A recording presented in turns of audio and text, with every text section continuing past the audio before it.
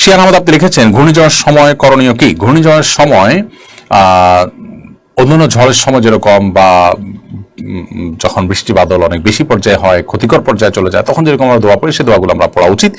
আল্লাহুম্মা হাওয়ালাইনা ওয়ালা আলাইনা, আল্লাহুম্মা সাইয়্যিবান নাফিআ, আল্লাহ উপকারী বৃষ্টি দিন, আল্লাহ আমাদের জনবসতির বাইরে দিন, যেখানে হলে আমাদের ক্ষতি হবে না। তারপর বৃষ্টি বাতাস যখন খুব দ্রুত বেগে আসে, তখন নবী সাল্লাল্লাহু আলাইহি ওয়াসাল্লাম যে দোয়াগুলো পড়তেন সেগুলো আমরা পড়তে পারি। আল্লাহ আপনার এই বৃষ্টি, এই বাতাসের কল্যাণ আমরা কামনা করি, এবং এর সাথে যা এই বাতাসের মধ্যে যে কল্যাণ আসছে সেটা আমরা চাই, আর এখান থেকে যে ক্ষতিকর আছে সেখানে বিষয়গুলো আছে সেগুলো আমরা পানা চাই। এই দোয়াগুলো আমরা আল্লাহ তাআলার কাছে করবো ইনশাআল্লাহ তাআলা। এর বাইরে ঝড় বা বৃষ্টি যখন হবে, বাদল যখন হবে, বজ্রপাত যখন হবে, বজ্রপাতের জন্য নবী সাল্লাল্লাহু আলাইহি ওয়াসাল্লাম আল্লাহর দোয়া আছে, সেগুলো আমরা পড়বো ইনশাআল্লাহ তাআলা।